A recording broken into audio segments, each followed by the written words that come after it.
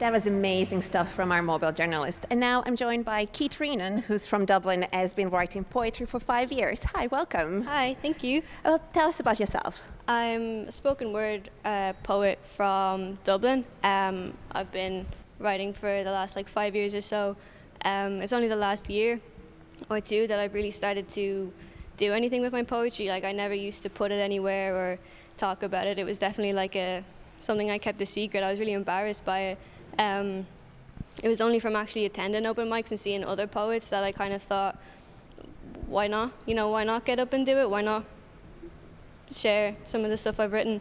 And I'm so glad that I did, because it's such a wholesome community to be a part of. Going to open mics is one of my favorite things when pubs and stuff were still open. Yeah. It was really great. And I suppose then with pandemic that wasn't really an option. No, not really, sadly. And who knows when it will be again. Since I couldn't get out to do open mics and stuff, I started to post a lot of my stuff online, which I'd been doing for a little while anyway.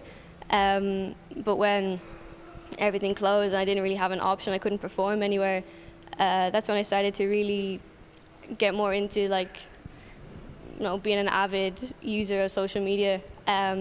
With my poetry, I started to record videos myself and I just put them up, kind of just for something to do. I didn't really think anyone would look or have any interest, but I've had a great response so far. Excellent. And what is the Instagram handle? It's Kitpost, Kitpost. Kitpost. And you said you have a book planned. Planned anyway. Who knows when that will happen? But I have to write the thing first.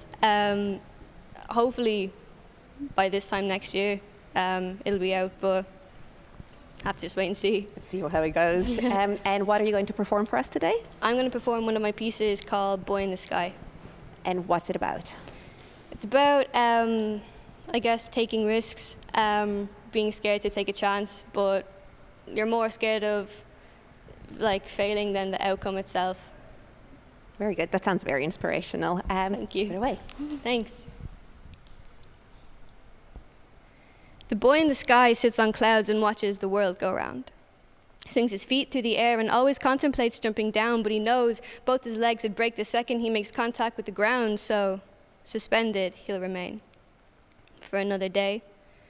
Greets the moon at 8 p.m. and watches the tide sway as she pulls him ashore. The boy in the sky just wants to swim. And as pretty as the stars are, they're starting to grow dim because they've been on fire for forever now. And he just wants to feel the water on his skin.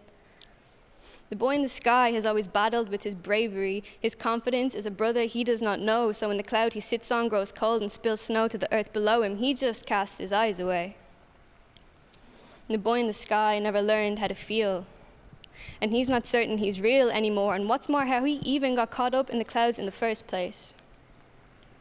And he's sick of the same old view now, and so on a whim, while the rain pours, so does he. Tears from his eyes as he weakens his knees and falls over the edge of the cloud he called home. Tumbling through the sky on a downward trajectory straight for the sea, the boy in the sky is now the boy in between, and he belongs to nobody. He has no domain, and for a fleeting second, in mid-air, he is his own again. But before long, before he can truly revel in this moment, the realization hits that he, the boy in between, cannot fly, and it's going to hurt like hell when he collides with the ocean. And so on his way down, the boy who was once in the sky recites poems to his mother, ones he knows would make her cry, and the closer he gets to sea level, ironically, the harder he finds it to breathe. At terminal velocity, he screams, "Mama, I'm so sorry." And now he's one with the water. And the impact of his body to the surface of the waves hit with the weight of graves before his own, the boy in the brine, as he is now known to the tabloids. Because, of course, a collision like that caught the attention of the patrons of the beach that watched this boy breach the laws of physics and emerge from the sea unscathed.